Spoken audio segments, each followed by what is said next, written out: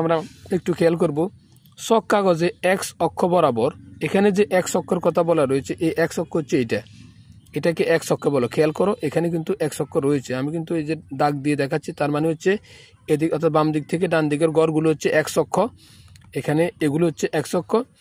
এবং ছক কাগজে এক্স অক্ষ বরাবর ক্ষুদ্রতম বর্গের প্রতি বাহুর দৈর্ঘ্যকে এক একক ধরে শ্রেণীব্যাপ্তির উচ্চসীমা, আমরা যে এই যে শ্রেণীব্যাপ্তির যে উচ্চসীমা সেগুলো আমরা স্থাপন করব।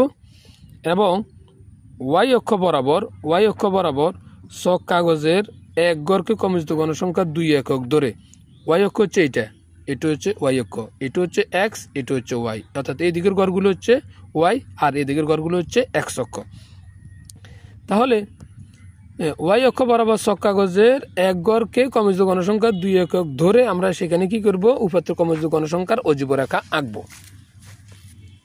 এখন খেয়াল করো আমাদের এখানে কত রয়েছে, আমাদের এই জায়গা রয়েছে 57, আমরা কিন্তু 57টা এই জায়গা থেকে নিয়ে আসবো, অর্থাৎ এই জায়গা 57টা আমরা এখানে স্থাপন করব।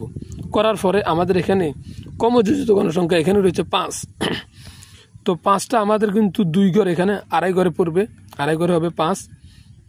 এরপরে হচ্ছে 52, এই যে 52টা রয়েছে 52-এর জন্য হচ্ছে আমাদের 11, তাহলে এখানে আমরা এখানে 52টা স্থাপন করলাম, স্থাপন করার পরে 5 দুগুণে 10 আর একটু এক ঘর উপরে 11।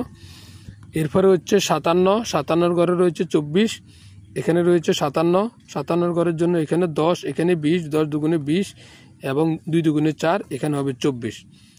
এরপরে হচ্ছে 62-র জন্য রয়েছে 41, এখানে 62 সেটার জন্য রয়েছে 10, 20, 30, 40, 41। এরপরে রয়েছে 67-র এই ঘরে রয়েছে 51, এখানে রয়েছে 67 সেটার জন্য 10, এই হচ্ছে 20, এই হচ্ছে 30, এই হচ্ছে 40, এই হচ্ছে 50 এবং 1 51। এরপরে রয়েছে 72-এর জন্য রয়েছে 56, এরপরে এখানে 72 এটার জন্য রয়েছে 10, 20, 30, 40, 50, এরপরে রয়েছে 3 দুগুণা 6 56।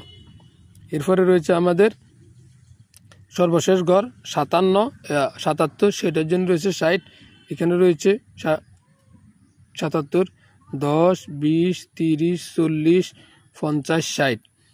তো ডিয়ার লার্নার, আমাদের অঙ্কগুলো কেমন লাগছে, যদি ভালো লাগে তবে তোমরা আমাদের চ্যানেলটিকে লাইক, কমেন্ট, সাবস্ক্রাইব করতে ভুলবে না। আল্লাহ হাফেজ।